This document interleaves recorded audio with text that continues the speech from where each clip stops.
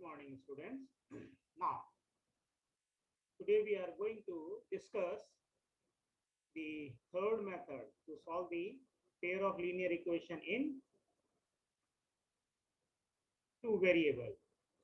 So, method specify है यहाँ पर हमारा, that is cross multiplication method. This is known as the cross multiplication method. कैसे work करता है? तो इससे पहले तक हम जो लीनियर इक्वेशंस इन टू वेरिएबल को सॉल्व करने के कौन कौन से मेथड पढ़ चुके हैं, मैं एक बार रिकॉल करा देता हूँ. इट इज सॉल्व बाय, पहला मेथड हमने पढ़ा था graphical method, then there is substitution method, और फिर लास्ट वाला जो मेथड था वो हमारा था elimination method. Now here we have introduced one more algebraic method to solve a pair of linear equations, which for many reasons is very useful method of solving these equations. So before that we have to consider one of the example. Now this is the word problem given here. The cost of 5 oranges and 3 apples is rupees 35. Total cost दिया हुआ है. And the cost of 2 oranges and 4 apples is rupees 28. Let us find the cost of an apple, orange and an apple. So we have to start with the, we don't know how many oranges are there. So let the denote the cost of the orange is by rupees x. उसकी x से denote करेंगे, और cost जो है Apple की वो y rupees से denote करेंगे. एक एप्पल की क्या कॉस्ट हमें नहीं पता था. We have to suppose orange की कॉस्ट है रुपीज x और एप्पल की कॉस्ट है rupees y. Then according to the given information, तो एक ऑरेंज का कॉस्ट है x रुपीज, तो 5 का कितना हो जाएगा 5x प्लस 3 एप्पल इसके साथ खरीदे जा रहे हैं, तो एक एप्पल की कॉस्ट कितनी है y रुपीज, तो इसकी कितनी हो जाएगी 3y, और इन दोनों के लिए कितना अमाउंट हम पे कर रहे हैं 35 rupees. So it is equal to 35. अब इसको हम इस तरीके से लिख सकते हैं, that is this 35 is to taking either side. So the equation becomes 5x plus 3y minus 35 equals to 0. This is our equation number 1. Similarly, second condition, 2 oranges x rupees के हिसाब से कितना हो जाएगा 2x कॉस्ट हो जाएगा, plus 4 Apple का cost कितना हो जाएगा 4y, और टोटल कितना अमाउंट इसके लिए हम दे रहे हैं 28 rupees. It is equal to 28. Then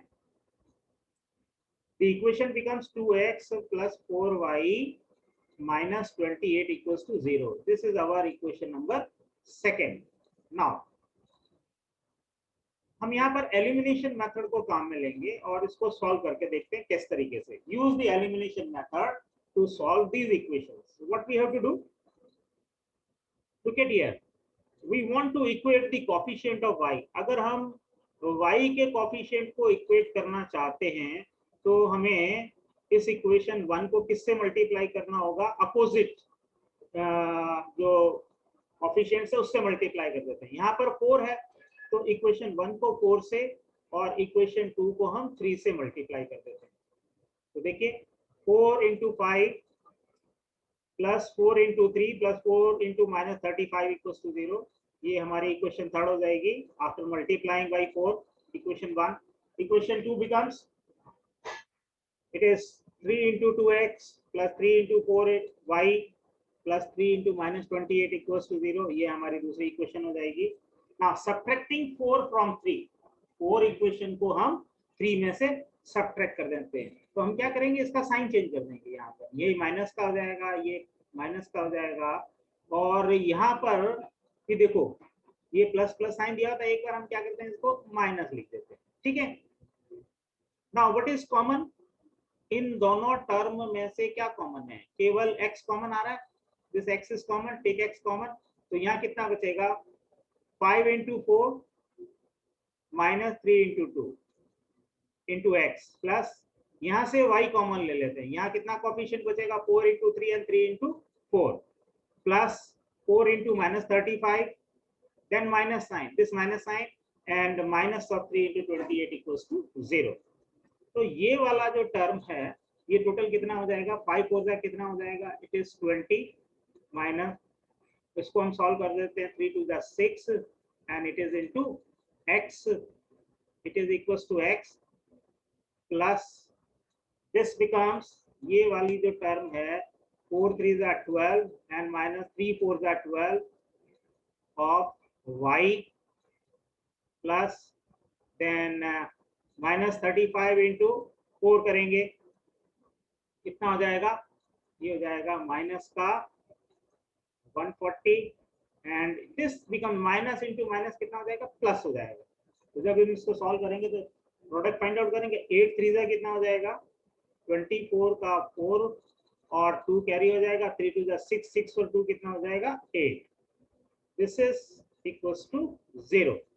ना 20 माइनस 6 टोटल कितना हो जाएगा, it is equals to 14x plus this term is 0, 12 minus 12 and minus यहां से हम इसको सब्ट्रैक्ट कर देते हैं, तो कितना कितना आ जाएगा, माइनस की क्वांटिटी बड़ी है तो you have to just take it, it is minus 140 and 84 subtract करेंगे तो यहाँ 1 कैरी करेंगे, कितना हो जाएगा 10 10 माइनस 4 करेंगे कितना हो जाएगा 6 हो जाएगा, और यहाँ पर कितना बचेगा अब आपका 13 में से 8 सब्ट्रैक्ट करेंगे तो कितना बचेगा 5, और 5 किसका होगा, माइनस का होगा।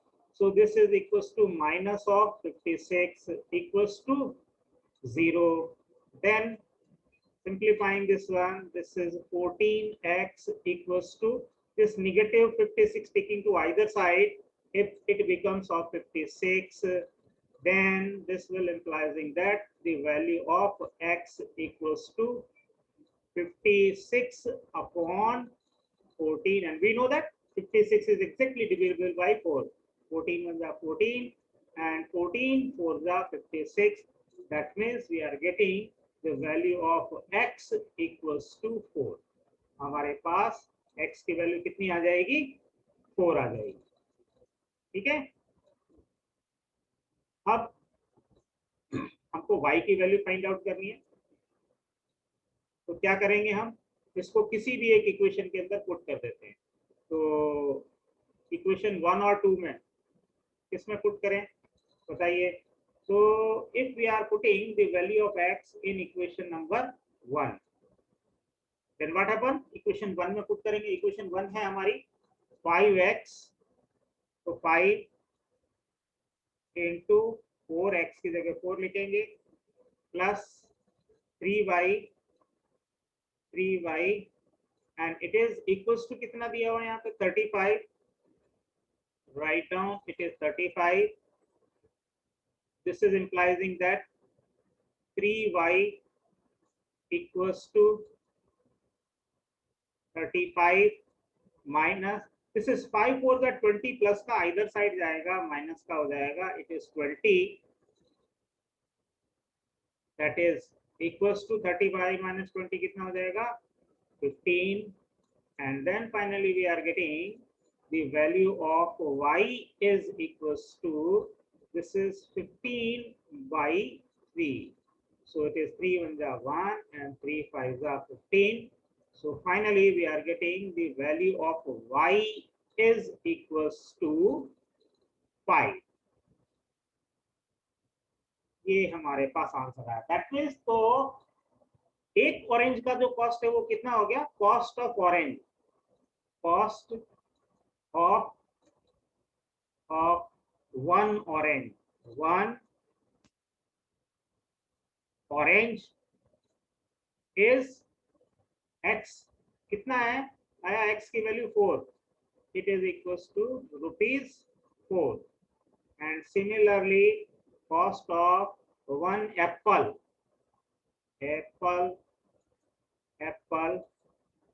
is equals to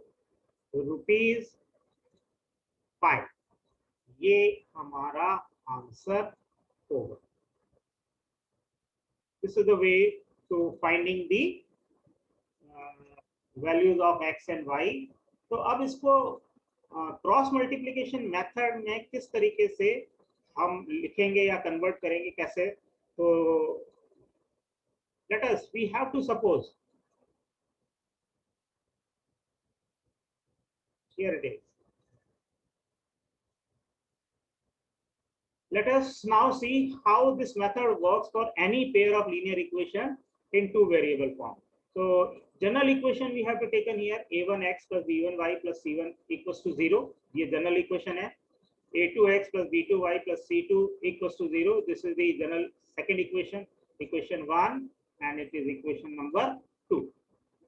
ये हमारी equation 2 हो गई. Now हम किस वेरिएबल को रिमूव करना चाहते हैं? सपोज यहाँ पर जो है इसमें क्या दिया हुआ है, if we want to remove the y variable, then what we have to do? We have to multiply equation 1 and 2 by the opposite coefficient of y. यहाँ पर b2 है, then we have to multiply this equation by b2, and यहाँ पर यहाँ b1 coefficient है, तो यहाँ इसको हम क्या करेंगे, इस पूरी इक्वेशन को b1 से मल्टीप्लाई कर देंगे. So it is written here in the first step, multiply equation 1 by b2 as I have mentioned here, and equation 2 by b1, it is here to get. So equation क्या हो जाएगी, तो a1, तो इसको b2 से multiply करेंगे, तो b2 a1x plus b2 b1y plus b2 c1 equals to 0. दूसरी इक्वेशन इसको b1 से मल्टीप्लाई कर रहे हैं, तो b1 a2x plus b1 b2y plus b1 c1 equals to 0. तो इनको हमने इक्वेशन 3 और इक्वेशन 4 सपोज कर लिया. नाउ इक्वेशन 4 जो है, इक्वेशन 4 इज सब्ट्रैक्टिंग फ्रॉम 3, तो हम यहाँ पर क्या करते हैं, इसका साइन चेंज, इसका साइन प्लस है, make it is minus, it is minus and it is minus. Then what happens, ये वाली टर्म आपकी पूरी की पूरी कैंसिल हो जाएगी, because of it has positive sign of b2 b1y and this is negative sign of b2 b1y. ये cancel हो जाएगा. यहाँ पर ये सब्ट्रैक्ट करके इसको इस तरीके से लिखेंगे हम, तो x कॉमन आ जाएगा इसके अंदर, x is common, what is b2 a1 minus b1 a2 into x. यहाँ पर b2 b1 minus b1 b2 both are same, तो ये 0 हो जाएगी टर्म हमारी. ये हो जाएगा b2 c1 minus b1 c2 equals to 0. This becomes 0. So what we are getting, तो यहाँ से हमारे पास क्या रिमेनिंग बचेगा, यहाँ पर हम b2, it is b2 a1 minus b1 a2 of x, ये, and this term becomes 0. और ये वाली टर्म अगर मैं आइदर साइड लेके जाऊंगा तो ये नेगेटिव टर्म हो जाएगी पॉजिटिव. तो इसको क्या लिखेंगे हम इसको लिख सकते हैं b1 c2 minus of b2 c1. Then finally, what is the value of x is equals to?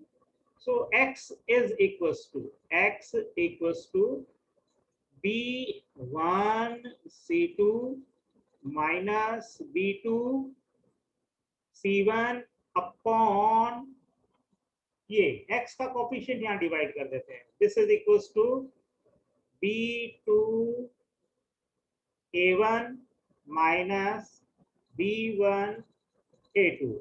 That means the value of x we have to finding out in terms of the coefficient of x, y and constant term. Okay. Similarly, so look at here. This is the condition. ये ही हमने find out किया है. Okay.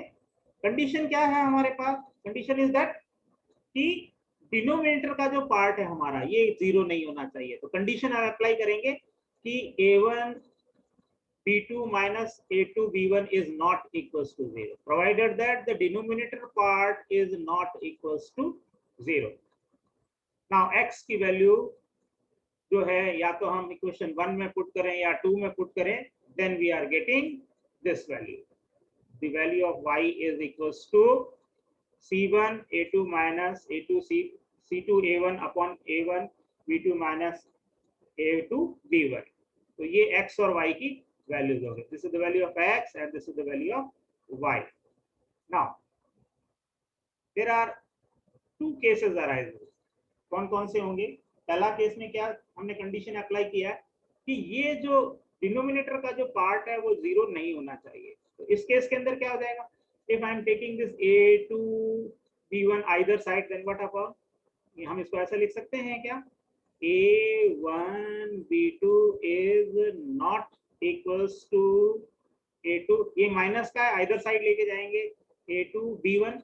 अब हम क्या करते हैं अगले स्टेप के अंदर, we have to taking A1 upon this A2 is dividing, A2 को यहाँ डिवाइड कर देते हैं, तो ये हो जाएगा A1 upon A2 is not equals to, this is B1 and B2 is taking to in the division of B1, so it is B1 upon B2. That means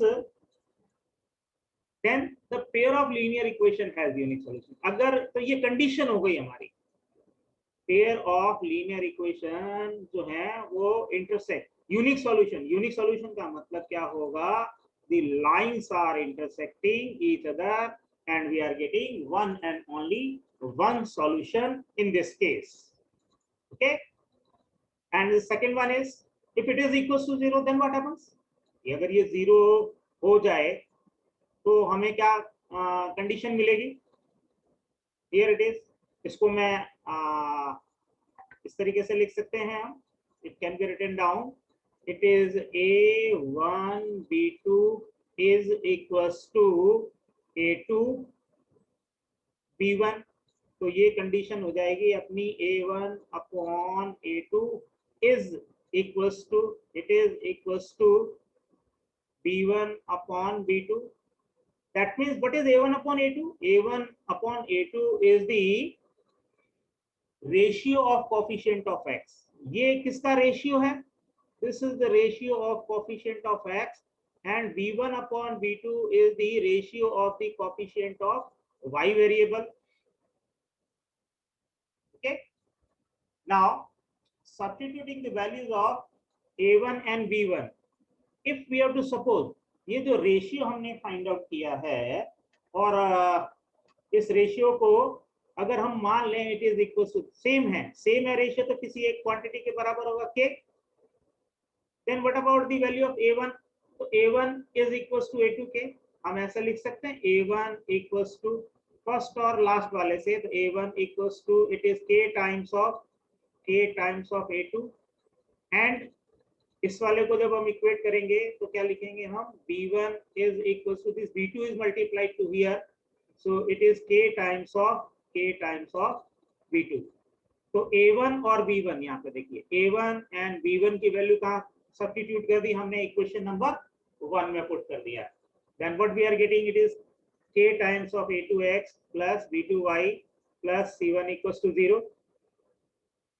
It can be observed that from equation 7 and 2 both be satisfy only if and only if, कब satisfy होंगी, जब हमारा जो ratio है C1 equals to KC2, हम compare करेंगे इसको तो C1 की जो वैल्यू किसके बराबर हो जाएगी, KC2। that means the ratio of the constant is also equals to K, we have to finding out here। that means क्या कंडीशन मिली हमको, ये K के बराबर है, A1 upon A2 equals to B1 upon B2 equals to K, C1 भी किसके बराबर आ गया, K के बराबर, तो हम यहाँ लिख सकते हैं it is equals to, that is the C1 upon C2। what the conclusion we are getting from here, so if the ratio of coefficient of x is equals to the ratio of coefficient of y is equals to ratio of the constant term equals to K, then there are infinitely many solutions of pair of linear equation given by 1 and 2। तो इसकी जो geometrical condition क्या होगी, unique solution की मैंने बता दी आपको, ये ज्योमेट्रिकल कंडीशन, ये लाइन इस तरीके से इंटरसेक्ट करेंगी और इनफाइनाइट मैनी सॉल्यूशन होगा, तो इनफाइनाइट मैनी सॉल्यूशन की ये जो कंडीशन है, तो जो एक इक्वेशन है उसी को ये single line will representing the both the equation, तो हम इसको इस तरीके से डिनोट करेंगे, ये इक्वेशन लाइन 1 को भी रिप्रेजेंट करेगी और यही इक्वेशन लाइन 2 को भी रिप्रेजेंट करेगी। That means lines are lies on each other, एक दूसरे के ऊपर लाई करेंगी। तो कोई भी पॉइंट ले लीजिए, take any point on this line, it will satisfy both the equation. कहीं पर भी कोई भी पॉइंट लेंगे तो क्या होगा, ये पॉइंट इन दोनों लाइन को सेटिस्फाई करेगा. So we have the condition of many solution. If C1 is not equals to KC2, यहाँ पर हमने क्या लिया था कंडीशन पहला, it is C1 equals to KC2 आ जाए. If it is not equals to, then what happens? Then any solution of equation 1 will not satisfy the equation 1 and vice versa. Therefore, the pair has no solution. अगर आपके पास condition क्या आ जाए कि ratio A1 upon A2 तो ठीक है, ये बराबर है B1 अपॉन B2 के, and it is not equals to C1 upon C2. So this is the condition of no solution. तो तीसरा केस जो हमारा बनेगा वो होगा नो सॉल्यूशन का. ये देखिए, देयर इज नो सॉल्यूशन. तो नो सॉल्यूशन के केस में क्या होगा, लाइंस कैसी होंगी, they are parallel to each other. If the lines are parallel to each other, this is equation number 1 and it is equation number 2. If we are extending these two lines in both the direction endlessly, they will never meet anywhere. So there is no solution.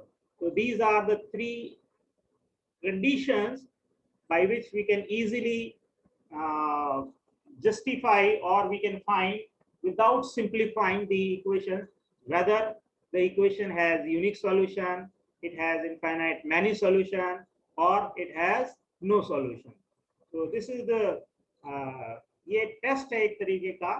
तो coefficients जो है उनकी help से हम find out करेंगे कि equation unique solution unique होगा, infinite many solutions होंगे या नो सॉल्यूशन होगा.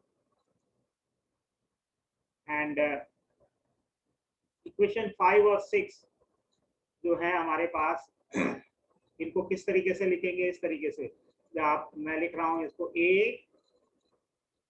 A1x इक्वेशन है प्लस B1y है और C1 इक्वल्स टू 0. ये इक्वेशन है. फिर दूसरी इक्वेशन आपके पास है A2x plus B2y plus C2 equals to 0. इसको सॉल्व करने के लिए कैसे लिखेंगे हम, इसको ऐसे लिखेंगे x, फिर ऐसे लाइन खींच दीजिए, फिर take equal, then take y, फिर आप इसको ऐसे लिखेंगे, फिर then it is equals to 1 upon. Now x के नीचे जो कोएफिशिएंट लिखने हैं वो क्या लिखेंगे आप, कौन कौन से लिखेंगे, ये देखो b1 इसको छुपा देंगे, we have to hidden up this one and write the coefficients, only coefficient constant values b1 c1 b2 c2. तो इसका हम क्या करेंगे, इन कोएफिशिएंट्स को क्रॉस में मल्टीप्लाई करेंगे, इसको मल्टीप्लाई करेंगे इससे और इसको मल्टीप्लाई करेंगे इससे. तो ये क्या हो जाएगा आपके पास, b1 c2 minus, sorry it is c1, सही लिखा था मैंने, it is b1 c2 minus of c1 b2.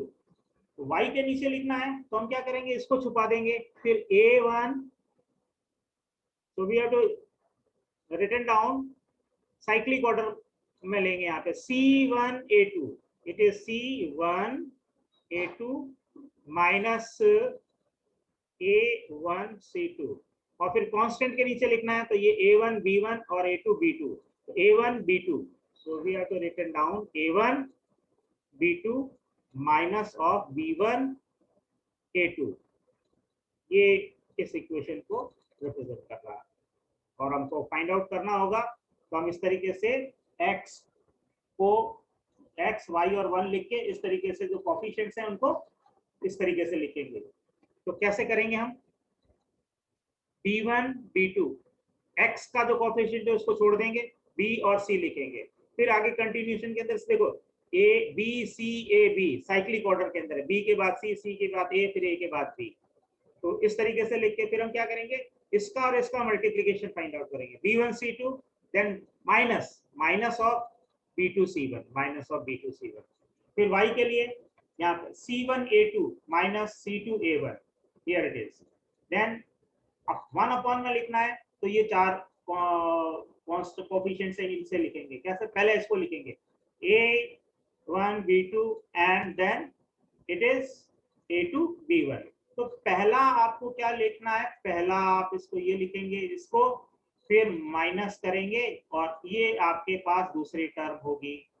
उसी तरीके से फर्स्ट टर्म इसको लिखेंगे, ये मल्टीप्लिकेशन, फिर माइनस करेंगे और यहाँ से C2 से A1 ये सेकेंड टर्म होगी। सिमिलरली फर्स्ट टर्म 1 के नीचे ये होगा, फिर उसको माइनस करेंगे, फिर A2 B1 लिखेंगे, तो ये आपकी सेकेंड टर्म होगी यहाँ पर ये वाली। I hope you will understand. बिल्कुल सिंपल से स्टेप्स हैं।